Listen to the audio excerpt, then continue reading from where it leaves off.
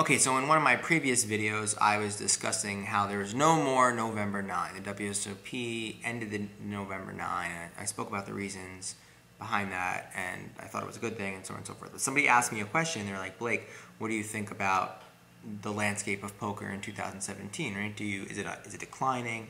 Is it plateaued? Is it expanding? Like, what's the deal? What do you think? And I want to start this off by saying, my personal livelihood is connected to poker. I've spent hundreds of thousands of dollars investing in poker products, creating them, developing them. It's a vertical that I know very well, and I study it. We do a lot of analytics, a lot of marketing, a lot of attention dedicated to poker. And I have my finger on the pulse of poker from an online perspective, to see where dollars are being spent, to seeing marketing channels, to see how media companies treat things, and so on and so forth. So I'm really going to talk about this from a couple of different ways.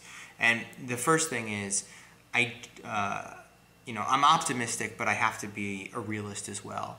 And I don't think that poker is ever going to go through a giant boom again, at least in the United States. And you might see a boom in certain Asian countries and so on and so forth, but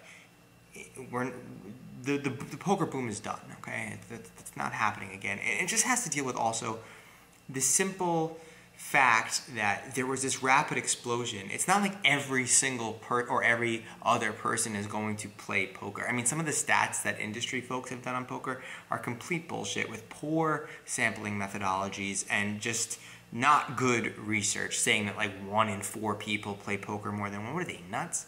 So there's a lot of bad information out there. I just want to explain to you how all of this happened. So first, if we're looking at the landscape of this game, most of the expansion and growth in poker was dramatically propelled by the fact that as a vertical, poker was very lucrative. Meaning a vertical is like a type of industry. And poker was lucrative because of the fact that affiliates were paying really good sums of money in order to drive traffic to their site. So PokerStars and Full Tilt and all those, Boda, all these different sites were giving really good, somebody signs up, you get X $250 for this sign up, or so on and so forth.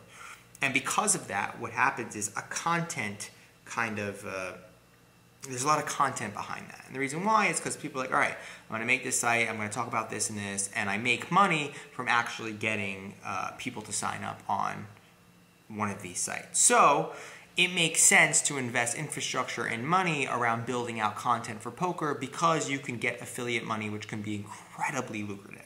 Also, there was an expansion of poker on TV, and there's Poker After Dark and High Stakes Poker, and there's Shark Tank or whatever the hell it was called. There's all these shows and all this media around poker, and it was this cool and it was this sexy thing, and so on and so forth.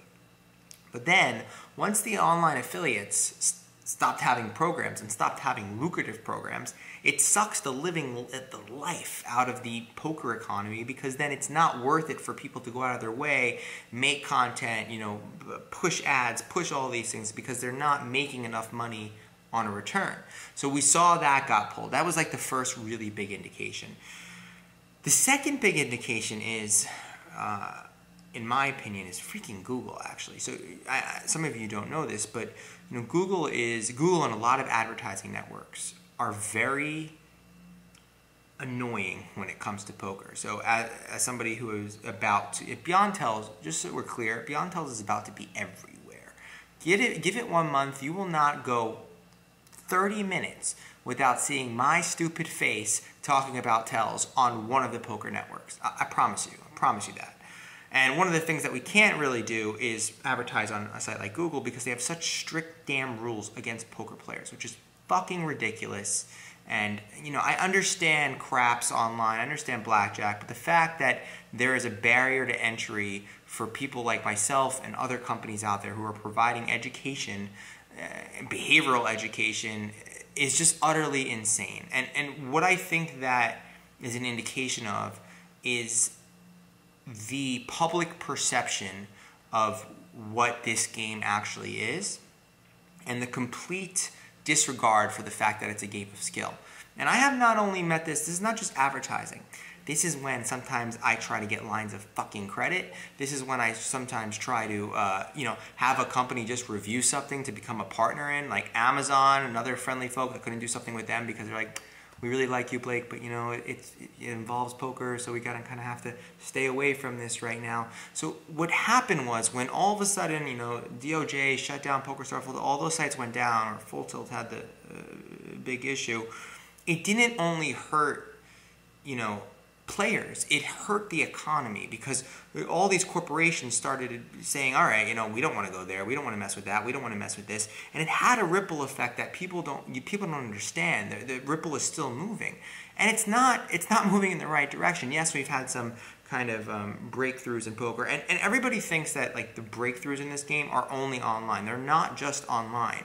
They have to deal with content, they have to deal with sites putting out media channels, so on and so forth. And what are the good channels right now? We've seen all of the poker magazines pretty much dried up and die. We've seen, you know, the only kind of real new, consistent videos and content on the internet is, you know, the poker vloggers, right? Like, I mean, besides that, we haven't seen this expansion in content. Only really seen it at YouTube, thanks to like Doug Polk and players who are really pumping out consistent content.